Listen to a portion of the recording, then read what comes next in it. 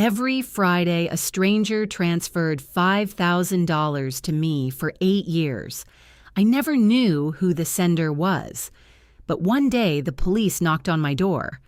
"Ma'am, the sender is asking to meet you. You are his daughter." When I found out, "Good day, dear listeners. It's Diana again. I'm glad you're here with me. Please subscribe to my channel and like this video, and also let me know in the comments which city you're listening from. That way I can see how far my story has traveled. I used to think I had my life figured out. Nothing about it was extraordinary, and I was fine with that.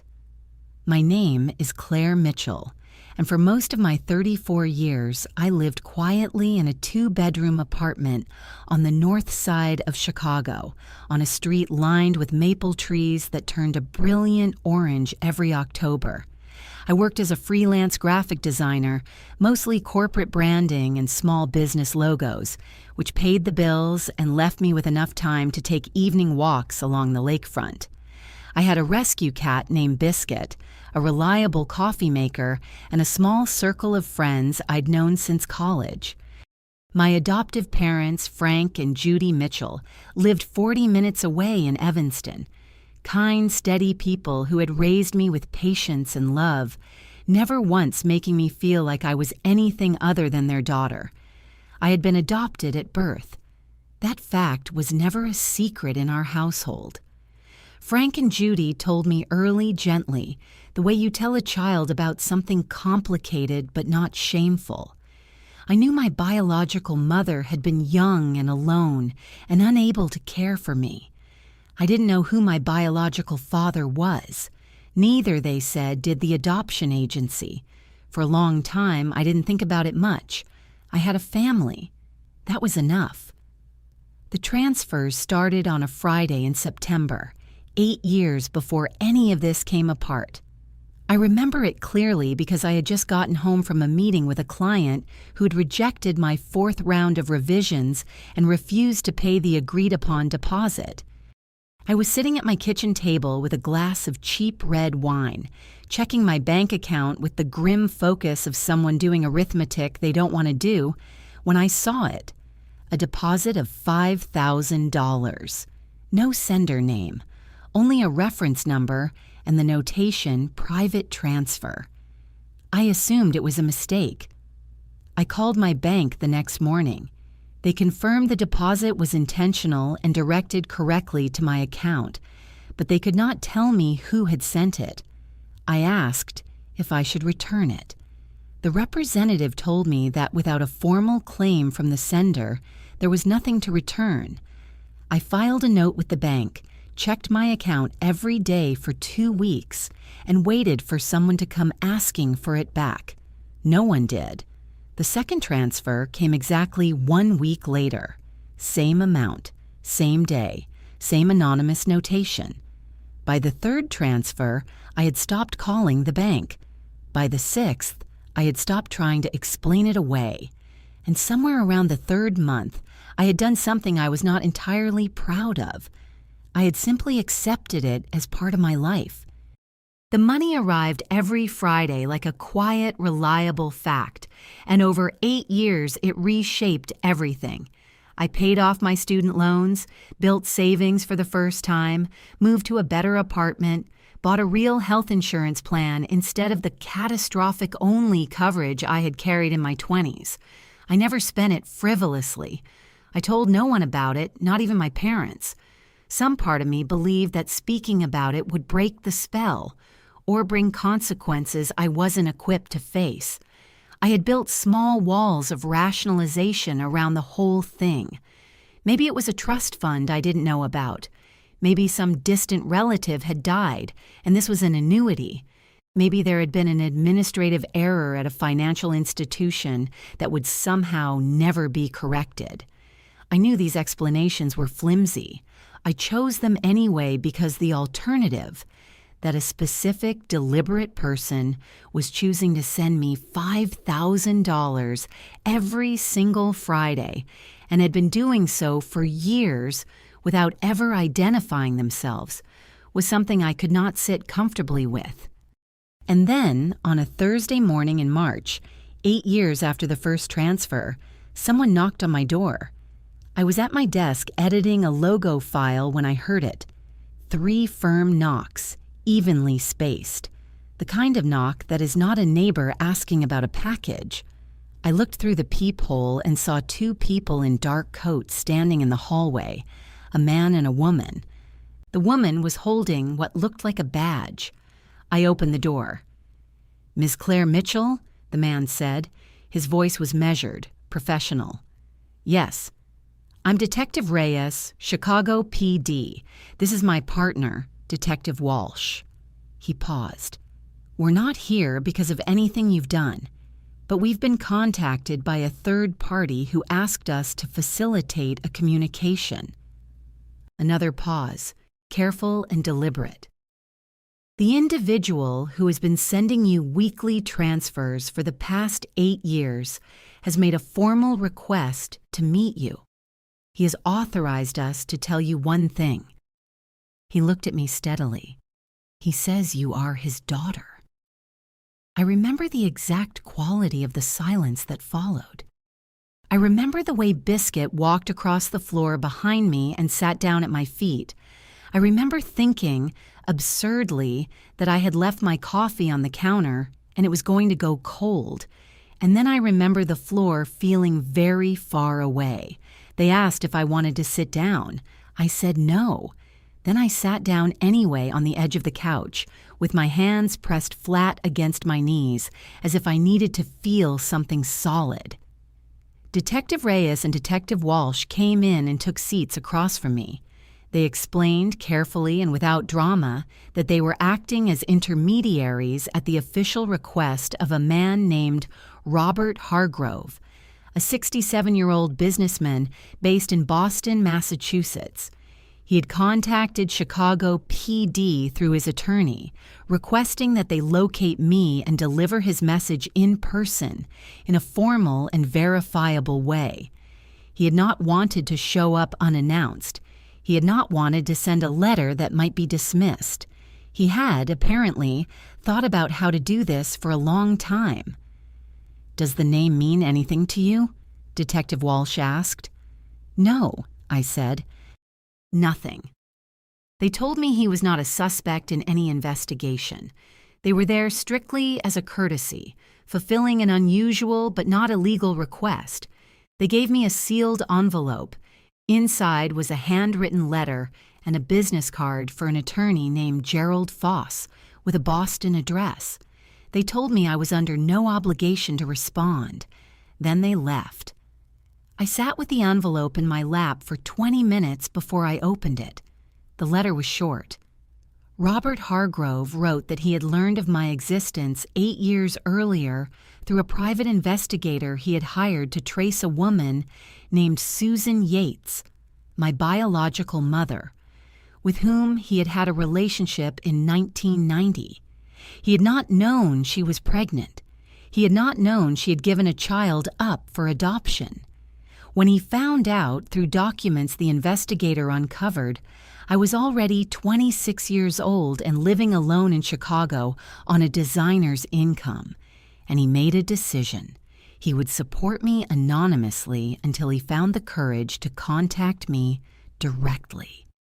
He wrote that he was sorry it had taken him 8 years to find that courage. He wrote that he was ill. Terminal, he said, without elaborating further. There were things he wanted to tell me. There were things he wanted to make right. He asked, simply, if I would meet him. I put the letter down on the coffee table and looked at the wall. What do you do when the ground shifts under you? When 34 years of identity, of knowing exactly who you are and where you come from, or at least accepting the limits of that knowledge, suddenly has a door in it that wasn't there before. I was not an orphan who had spent her life searching. I had parents. I had Frank and Judy, who had come to every school play, who had sat with me through a difficult breakup at 23, who called every Sunday without fail. I was not missing something. And yet, I called Judy that afternoon. I didn't tell her about the letter, not yet. I just needed to hear her voice. She talked about a recipe she was trying, about a neighbor's dog, about whether the weather would turn before Easter. I listened and said the right things and felt for the duration of the call like I was standing slightly outside my own life looking in through glass. That night, I did what I always did when I needed to think. I walked along the lakefront. The air was cold and sharp, the lake dark and enormous, and I walked for 2 hours without stopping. I turned the problem over and over. Robert Hargrove was ill. He wanted to meet me. He'd sent me money for 8 years. He had, by his own account, cared about my well-being from a distance for nearly a decade. But I was not naive. A man who was wealthy, and the transfers alone suggested significant wealth, and who was terminally ill and who had suddenly disclosed a secret biological daughter, was not operating in a vacuum.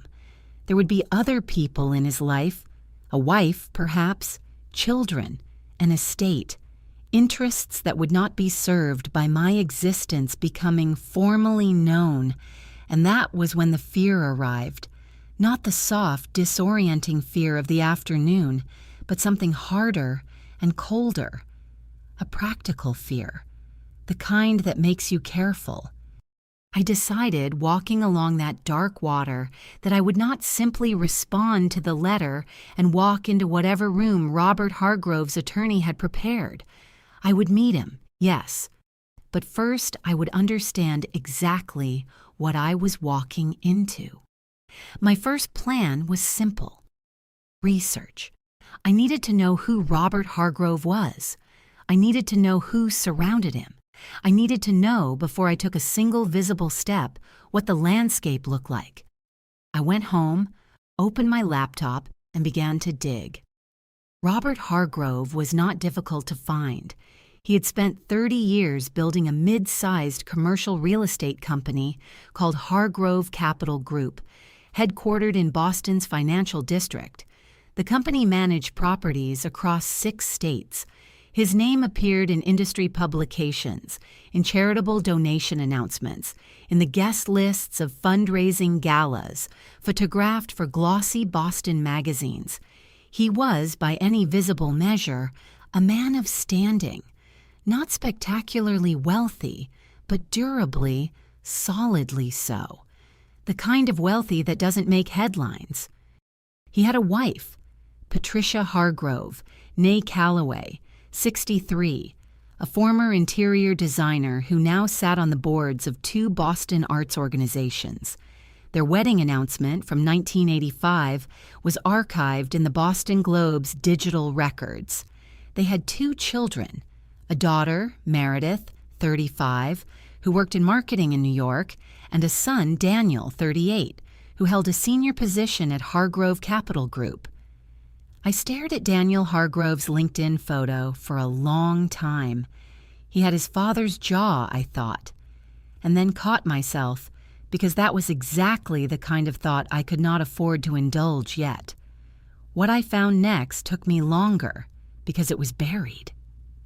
3 months before the police had knocked on my door, Hargrove Capital Group had filed documentation with the Massachusetts Probate Court indicating that Robert Hargrove was updating his estate planning documents.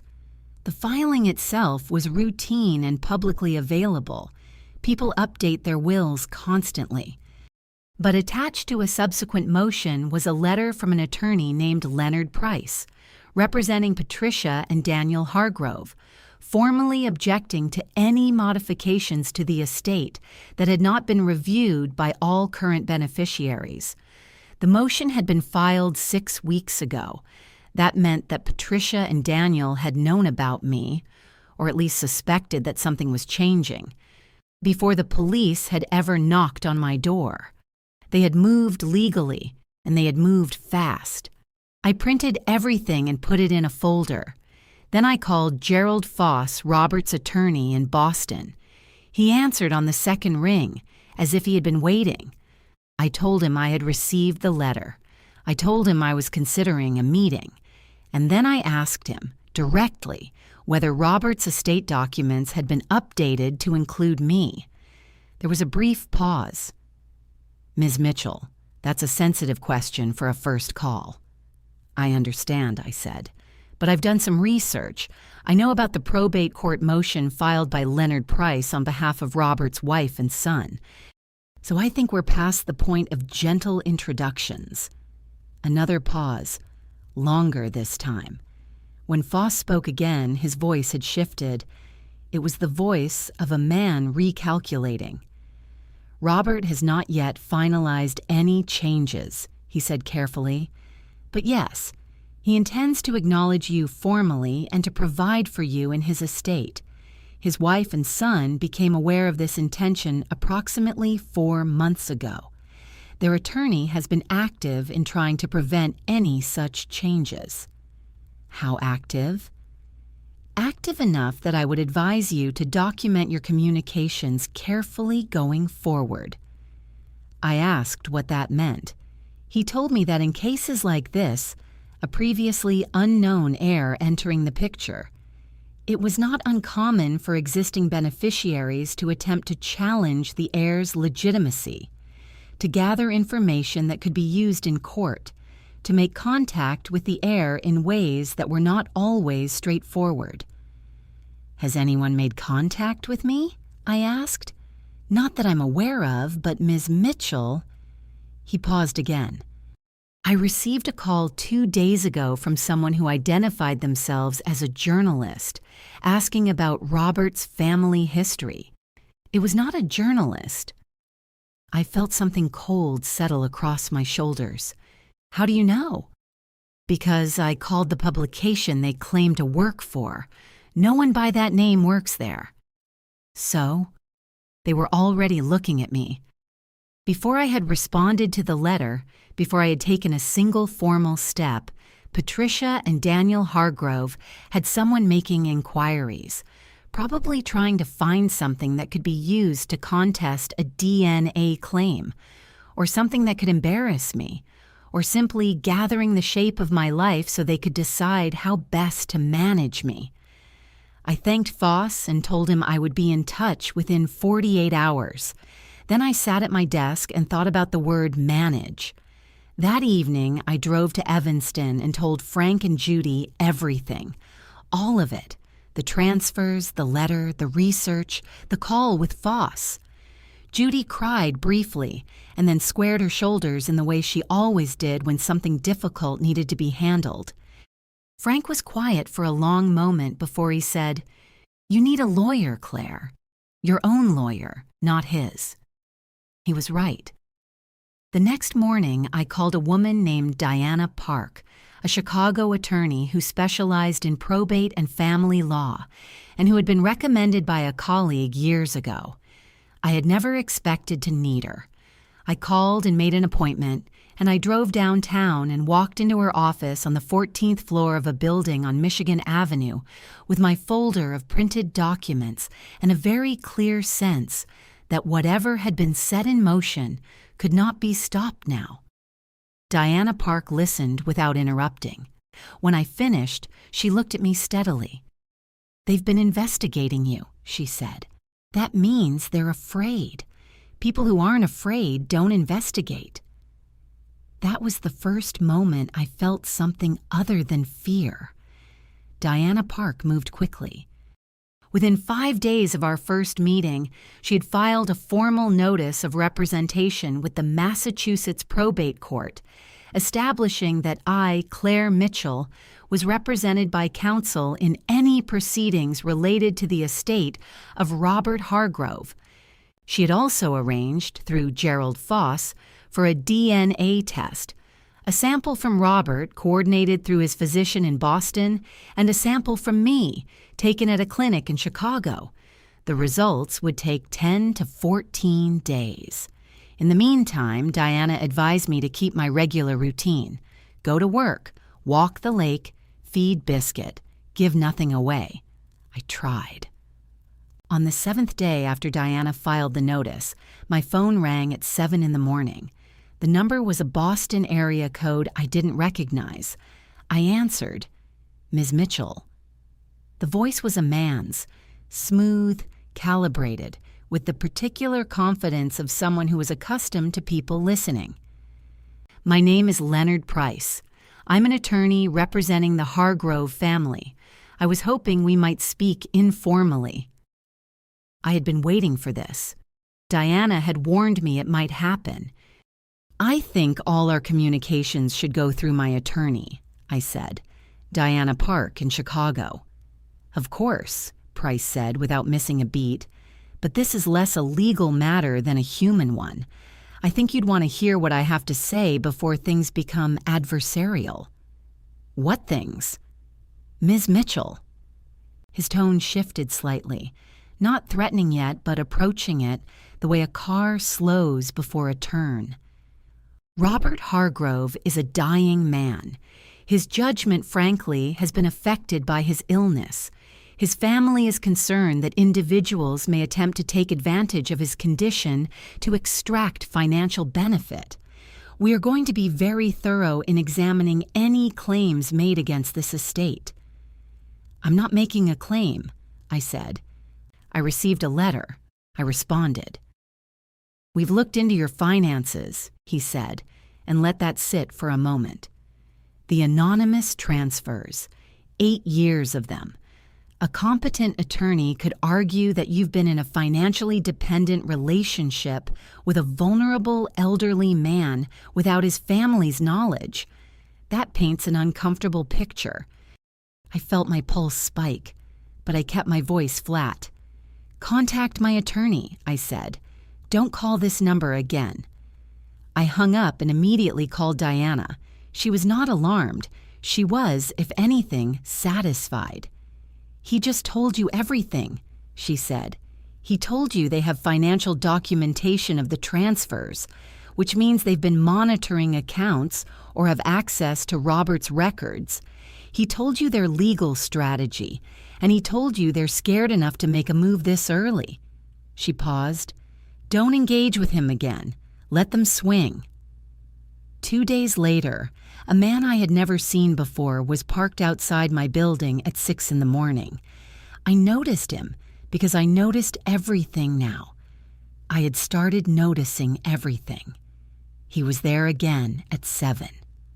I photographed his car and the plate.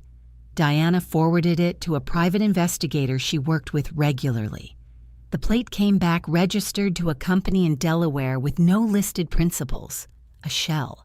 Almost certainly a hired surveillance firm working for Price's office. Diana filed an official complaint with the Massachusetts Bar Association citing potential witness intimidation. She also sent Price a letter informing him that any surveillance of her client had been documented and would be submitted as evidence of bad faith in any future proceedings.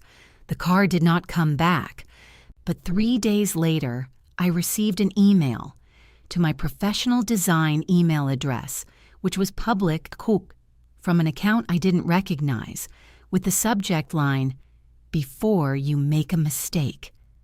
The message inside was brief. It said that Robert Hargrove had a history of making impulsive financial decisions that his family had spent years cleaning up. It said that I was not the first person he had tried to bring into the fold. It said I should consider whether the attention and money were worth the disruption to my quiet, private life. The implication was clear. We know about your quiet, private life. We can disrupt it. I forwarded it to Diana without responding. She forwarded it to Foss and to the investigator. It became part of the file. The DNA results came back on a Tuesday. I opened the email from the clinic and read the confirmation twice. 99.97% probability of a first-degree paternal relationship. Robert Hargrove was my biological father. I sat with that for a long time in my kitchen, with biscuit in my lap and the lakefront gray and wide beyond my window. I had known, intellectually, that this was likely. Reading it in print was something else entirely. It was like a door, not just opening, but being lifted off its hinges. Diana filed the results with the court the next morning. The legal machine began turning in earnest, and I, for the first time in 3 weeks, took a long weekend. I drove up to Door County in Wisconsin, somewhere quiet, somewhere far from phones and Boston area codes and unfamiliar cars outside my building. I walked along the water. I slept. I let myself feel, without managing it, the enormity of what I had learned. I was someone's daughter. I had always been someone's daughter. Frank and Judy had made sure of that. But now I was also someone else's. And that someone was dying and wanted to see me, and had people around him who were willing to intimidate a woman they had never met to protect their inheritance. When I came home on Monday morning, I was rested, and I was ready. The first attempt at seduction, because that is the only word for it, came from an unexpected direction. I had expected another call from Price, another surveillance car, another anonymous email threading the needle between a threat and a suggestion. What I did not expect was Meredith Hargrove. She sent a message through Instagram, not my professional account, but my personal one, which I had not made private because I had no reason to until now. Her profile picture showed a dark-haired woman smiling at a rooftop event in what looked like New York. Her message was warm in the way that only calculated messages are warm. Every word chosen, nothing accidental. Hi, Claire. I know this is very strange. I'm Robert's daughter, Meredith. I wanted to reach out personally, not through attorneys. What's happening with our family right now is complicated and painful for all of us, and I just want you to know that I'm approaching this as a human being first. I'd love to talk, just 2 people, no legal stuff. I think we could help each other understand this situation. I read it twice. I noted the phrase, our family. I noted the words, help each other. I took a screenshot and sent it to Diana. Diana's response was 3 words, do not respond. I didn't. But I thought about Meredith for the rest of that day. Not with anger and not with sympathy, but with a careful, analytic attention.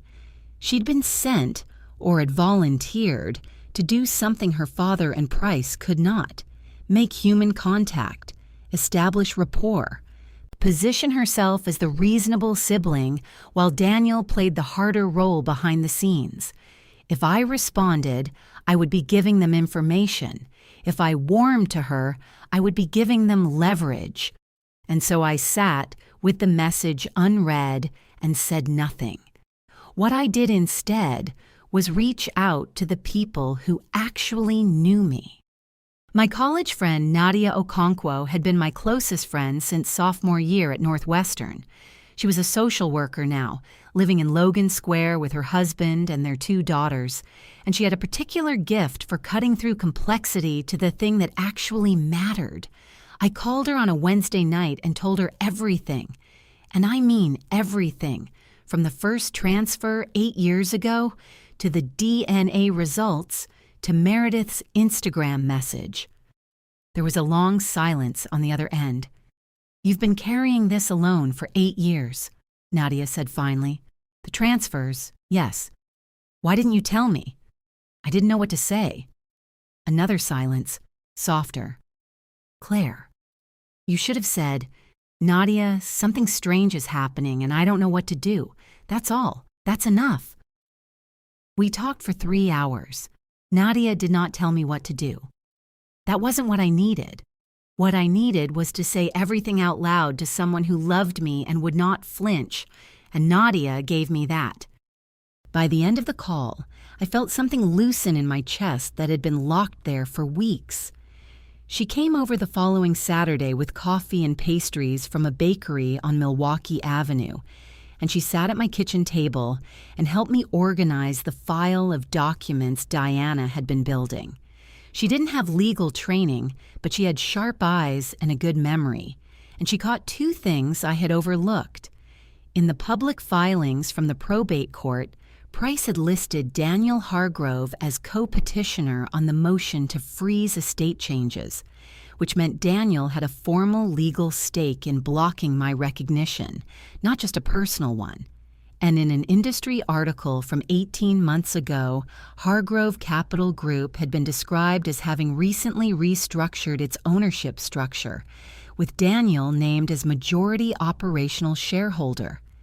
"If your father formally acknowledges you," Nadia said quietly, "and amends his will to include you." "Daniel's position in the company is affected," I finished. It was not just about inheritance. It was about control of an ongoing business.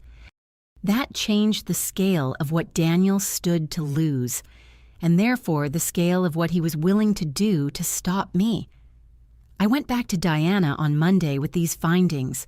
She was pleased and unsurprised.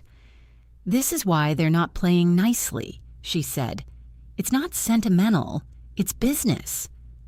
I asked her how we were positioned. She told me we were well positioned. The DNA results were unimpeachable. The paper trail of transfers actually demonstrated Robert's consistent awareness of and financial commitment to me, and the documented intimidation attempts, the phone call, the surveillance car, the anonymous email, were evidence of bad faith that could be raised if they attempted to challenge my legitimacy in court. "They have one real card to play," she said, "Robert's mental competency. If they can argue he lacks the capacity to amend his will, they can freeze the changes regardless of the DNA results." "Is he competent?" "His physician says yes. We're getting an independent evaluation ordered by the court." I left Diana's office that afternoon and walked south on Michigan Avenue through the bright spring cold, past the tourists and the traffic and the great silver bean in the park, and I thought, they can send Meredith's warm messages. They can park cars outside my building. They can file motions, and I can keep walking. The cold air felt clean in my lungs. I had good people around me. I had facts on my side. I had a father, a real biological father, who had spent 8 years trying in his quiet, imperfect way to be there for me. Whatever came next, I was not alone. They came to Chicago on a Thursday. I found out because Gerald Foss called me the night before to warn me. He had received word through a mutual acquaintance that Daniel Hargrove and his mother Patricia were flying in, ostensibly for an informal meeting. Foss said he didn't know who had arranged it or what their intention was, but he thought I should know.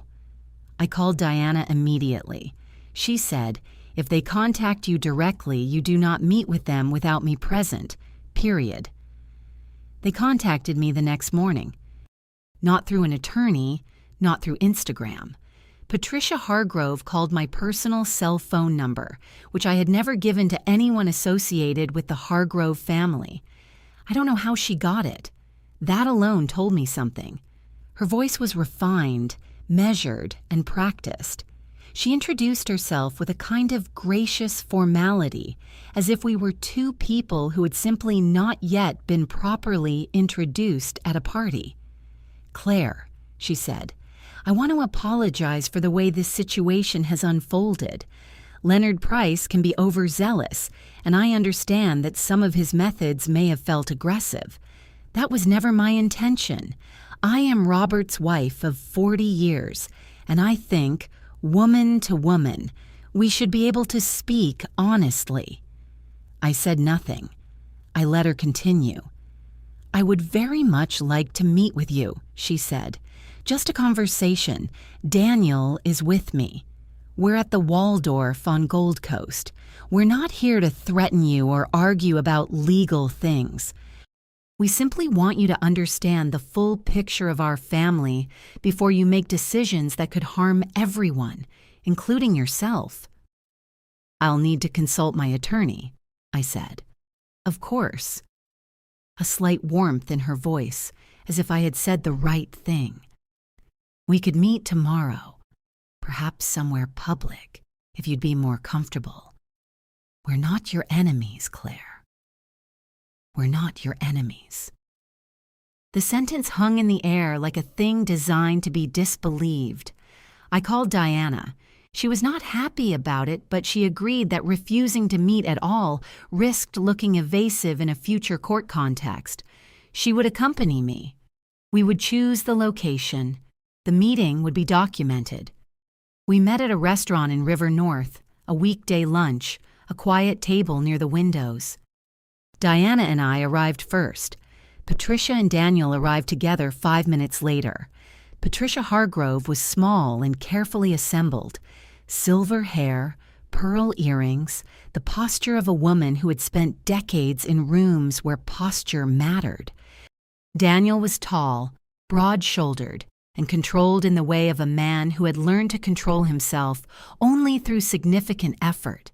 He shook my hand without warmth and sat down without looking at Diana. The first 20 minutes were a performance of reasonableness. Patricia talked about Robert, his illness. Pancreatic cancer, she said, which I had not known. Foss had only told me it was terminal. His decline over the past year, his vulnerability. She painted a portrait of a man who was, in her telling, not fully himself. She described with what seemed like genuine grief the difficulty of watching someone you loved lose their sharpness, their judgment. He becomes attached to ideas, she said, especially near the end. He has always been impulsive, but now... She shook her head. Then Daniel spoke for the first time. "We're not questioning your DNA," he said bluntly. "If Robert says you're his daughter, I believe he believes that. What we're questioning is whether a woman who accepted anonymous cash for 8 years without ever asking questions is the right person to be introduced into our family's business affairs 2 months before our father dies." There it was, the mask slipping. "Those are 2 different things," Diana said calmly. "Biological relationship and estate distribution. The first is established. The second is Robert's decision to make, provided he has the legal capacity to make it, which independent evaluation will determine." Daniel's jaw tightened. Patricia tried to recover the warmth. She turned to me specifically, leaning forward slightly, her hands folded on the table. "Claire, I want to make you an offer. Not from Leonard Price, not legally, personally. If you agree not to contest Robert's original will, I will personally ensure that you receive a settlement. Something meaningful. Something that doesn't require courts and attorneys and all of this." She gestured delicately at the documents Diana had open in front of her. "You could have a clean resolution, a private one. No disruption to your life." She named a figure. It was significant. I looked at her for a moment. I thought about the 8 years of Friday transfers, each one a small, anonymous act of acknowledgement from a man who could not yet speak. I thought about the letter he had written, careful, humbled, asking for nothing except the chance to be known before he died. "No," I said. Patricia blinked. It was a very small blink, but it was real. "I appreciate the offer," I said, "but I'm not here for a settlement. I'm here because my father asked to meet me. Those are different things." Daniel's control broke first. Not dramatically. He didn't raise his voice, but the temperature around him changed, the way a room changes when someone opens a window in winter. "You have no idea what you're walking into," he said quietly. "You have no idea what this family is. You've had a nice, quiet little life in Chicago, and you think 8 years of deposits makes you part of something. It doesn't. And if you push this, we will make the process so exhausting, so expensive, and so public that whatever sentimental feeling you have about a dying man will not be worth it." Diana said very clearly, "This meeting is over." We stood. Patricia made one more attempt. She reached across the table and put her hand on my arm. Her grip was light but deliberate. "Think about it," she said. "Just take a few days and think about it." I looked at her hand on my arm. Then I looked at her face. "I already have," I said. In the elevator going down, Diana said, "He just made a threat in front of a witness. That goes in the file." Walking out onto the street, the spring air cool and bright, I felt something I hadn't expected. Fear. A clean, quiet fear. The kind that comes not from confusion, but from absolute clarity about what something is. Daniel Hargrove had just told me exactly who he was, and somehow, impossibly, the fear made me more certain than I had ever been. Robert Hargrove died on a Saturday morning in April, 22 days after the meeting at the restaurant. Gerald Foss called me at 8 a.m. His voice was quiet and careful. Robert had been in the hospital for the final 10 days. He had been conscious, Foss said, for most of it. He had asked about me. He had signed the amended will, which had been finalized 2 weeks earlier after the court-appointed psychiatrist had declared him fully competent. While lying in a hospital bed with Gerald Foss and 2 nurses as witnesses and a notary who had driven 2 hours to be present. He had acknowledged me formally. He had left me 23% of his estate. He had also left something else, a handwritten letter to me, separate from the legal documents, which Foss overnighted to my apartment. I received it on Tuesday morning. I sat at my kitchen table, alone, and read it for an hour. I am not going to transcribe it here. Some things are not for public record. But I will say this. He explained everything. My mother, their relationship, how he had found out, why he had waited, what he had felt across 8 years of anonymous Friday transfers when he had tried to be a father from a distance because he did not yet know how to be one to my face. He said he was sorry. He said he hoped I would not spend too much time being angry at what he had not been able to give me, because there was nothing he could do about that now. He said I had turned out to be someone he was proud of, not because of anything he had done. He knew he had done nothing, but because she had done it herself. He called me his daughter in the last line. I folded the letter and put it in the folder with everything else. Then the real fight began. Price filed in probate court within 4 days of Robert's death, citing 3 grounds: undue influence, mental incompetency, and fraud. The fraud claim was the most aggressive. He alleged that I had been in deliberate communication with Robert for years to influence his estate planning, which was not only false, but directly contradicted by the documented fact that I had not known who was sending the transfers until police came to my door. Diana filed a response within 48 hours, and this was where the file we had been building for 3 months became something extraordinary. We had the original police report from the day detectives Reyes and Walsh knocked on my door, documenting officially the exact moment I had been informed of Robert's identity.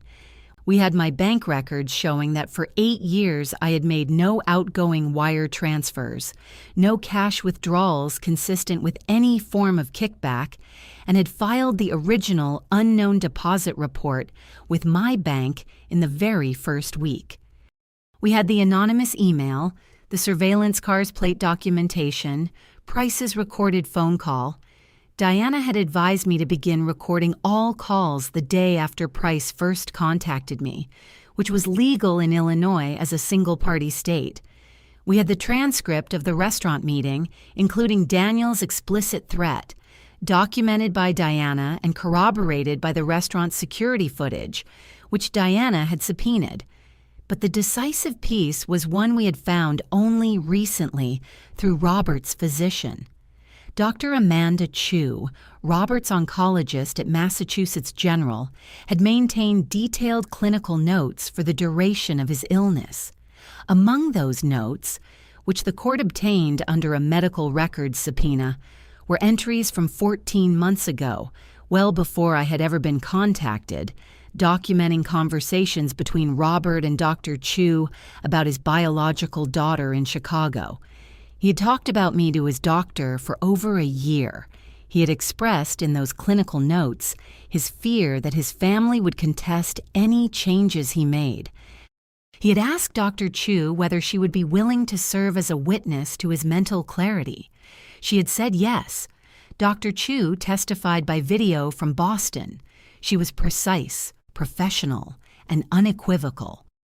Robert Hargrove, she said, had been fully aware of the nature and consequences of his decisions at every point she had observed him, including on the day the amended will was signed.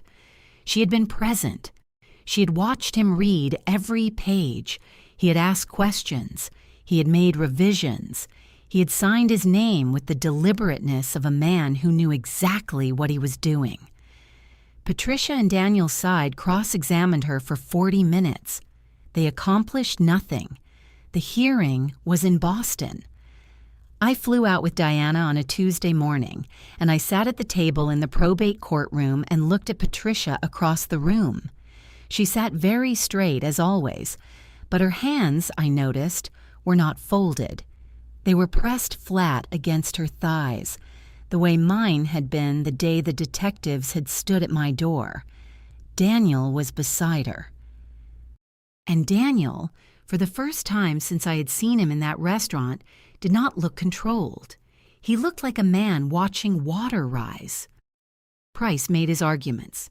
He was skilled. I will give him that. But he was building a case out of insinuation and conjecture against a wall of documented fact, and every time he reached for something solid, Diana provided the document that contradicted it. The fraud claim collapsed first, demolished by the bank records and police report. The incompetency claim collapsed under Dr. Chu's testimony and the court-ordered psychiatric evaluation. The undue influence claim, which required demonstrating that I had had ongoing access to Robert in a way that pressured his decisions, collapsed because I had never met the man. I had never met my father. That fact, stated simply by Diana at the close of her argument, seemed to land in the room like something physical. The judge took 3 days to deliberate. I spent those 3 days in Boston at a hotel in Back Bay, walking the Charles River in the mornings and working on client files in the afternoons, trying to behave like a person whose entire future was not suspended in the air waiting to fall. Nadia called every evening. Frank and Judy called every morning.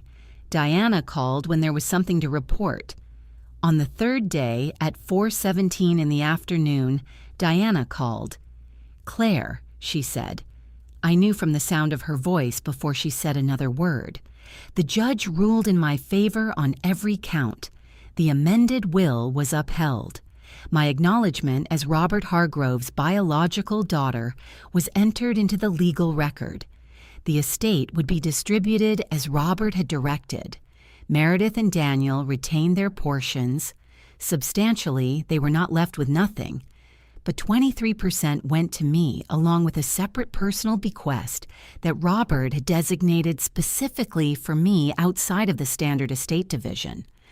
The total value of what came to me was significant enough that when Diana read me the figures over the phone, I had to sit down on the edge of the hotel bed and breathe slowly for a moment. It was not the money that made me sit down. It was the finality, the recognition, the legal weight of a man's last deliberate act on my behalf, standing up in a court of law and being found valid. The judge also addressed Price's conduct directly in her written ruling. She noted that the fraud allegation had been brought without evidentiary basis and described the surveillance activities directed at me as conduct inconsistent with the good faith obligation of legal proceedings. She referred the matter to the Massachusetts Bar Association for review of Price's conduct. That referral, combined with Diana's earlier complaint, meant Price now faced a formal disciplinary inquiry. Daniel's response to the ruling came through Price, formally and briefly. They would not appeal. I learned later from Foss that Daniel had made this decision not out of any acceptance of defeat, but out of a calculation that an appeal would generate the kind of prolonged public record that would be damaging to Hargrove Capital Group's business relationships. He had done the math and decided that a court loss was less expensive than continued exposure. It was, in its way, the most revealing thing about him. Even at the end, it was always about the math. Patricia's response came indirectly, through Meredith, who sent me one final message. Not through Instagram this time, but through Foss, as a formal communication. It was brief. Meredith said that she, personally, had not agreed with her mother's and brother's approach. She said she was sorry for the way things had been handled. She said nothing about wanting to meet, which was honest, at least. She wished me well. I believe the apology was sincere, within Meredith's limits. I sent a polite response through Foss. We left it there. What came next was logistics, and logistics is its own particular kind of exhaustion. Attorneys, accountants, estate administrators, the careful unwinding of 8 years of transfers into a coherent financial picture. Diana referred me to a financial advisor she trusted. I spent months of evenings on spreadsheets and phone calls, learning the vocabulary of an inheritance in a way that nobody prepares you for. But one thing happened that was separate from all of that. Before the estate was formally closed, Gerald Foss sent me a box. It had been left specifically for me in Robert's office, separate from the estate documents, labeled with my name in what Foss said was Robert's handwriting. Inside were things I had not expected. A photograph of a woman I recognized from the adoption agency records as my biological mother, Susan Yates, taken sometime in the early 1990s. A copy of a private investigator's report dated 8 years ago, with my address and a few facts about my life highlighted in blue ink. A simple spiral notebook filled with Robert's handwriting, entries dated every week, sometimes just a line or two, sometimes longer. I flipped to the first entry. It was from 8 years ago, the same week the first transfer had been made. Sent the first one today. Don't know if she'll notice. Don't know if it makes any difference. Maybe it won't. But it's something. It's not nothing. Every entry was short. He wrote about what he imagined I might be doing. He wrote about whether he was making the right decision. He wrote about being afraid. And he wrote about what he hoped I might someday know. That across all that distance, across all those Fridays, he had been thinking about me. I read the entire notebook in one sitting at my kitchen table, with biscuit in my lap and the city going dark outside. I never got to meet him. That is the part I cannot entirely resolve, even now. I had a father for 8 years without knowing it, and by the time I knew it, there were only weeks left, and by the time the legal machinery had been navigated, he was gone. I had his letter. I had his notebook. I had the record of what he had done, imperfect, belated, carried out through wire transfers and private investigators, and a single handwritten letter sent via a police intermediary. It was not enough. Of course, it was not enough. But it was something. It was not nothing.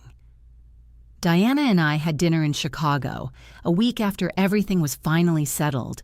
She ordered a very good bottle of wine, and we talked for 3 hours about everything except the case. At the end of the night, when we were putting on our coats and the restaurant was nearly empty, she looked at me and said, "You know what I noticed about you? From the very beginning?" "What?"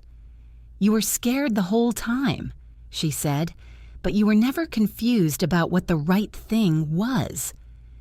I have thought about that a lot since then.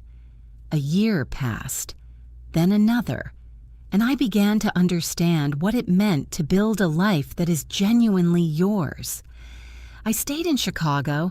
I bought an apartment in Lincoln Square with tall ceilings and a room I made into a proper studio.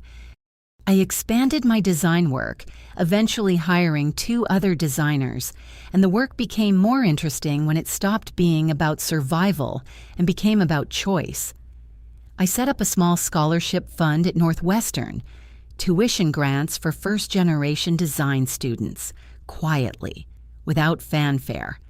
I thought Robert would have understood that. Nadia and I had dinner once a week, without exception. Frank and Judy came into the city more often. I told Frank once that I hoped he knew my search had never been about replacing what he and Judy had given me. He said, "Claire, I know who I am to you. I've known for 34 years." And that was the end of that conversation. I visited my biological mother's grave in Portland.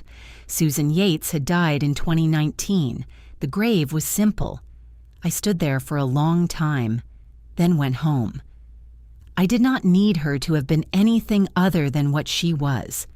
As for the others, Leonard Price received a formal censure from the Massachusetts Bar Association. Several clients quietly moved their business elsewhere, and his firm shrank significantly within 18 months. Patricia Hargrove sold the Beacon Hill house and moved to a smaller property outside the city. Foss mentioned, without elaborating, that she and Daniel were no longer on easy terms. The family had fractured along lines that had probably always been there. Daniel's position at Hargrove Capital Group deteriorated. A real estate market that turned sharply, 2 major properties that lost anchor tenants, a refinancing arrangement that stopped making sense. The company he had spent years maneuvering to control became a liability. He eventually stepped back and brought in outside management. It was not a scandal. It was just a life not going the way he had planned. And me? 3 years after a detective stood at my door, I was sitting in my studio on a Tuesday morning in September, editing a project I genuinely liked, drinking good coffee with a text from Nadia on my phone about Thursday's dinner. I was not the same person who had seen an anonymous deposit and chosen not to ask questions. I was someone who had asked every question, followed every answer, and built something real out of what she found. And on Friday mornings, every now and then, I would feel something like gratitude toward those quiet, 8-year-old Fridays. Not for the money, for the constancy, for the small, imperfect proof that someone at a distance had not forgotten I existed. It was not the father I might have chosen, it was the one I had. And it was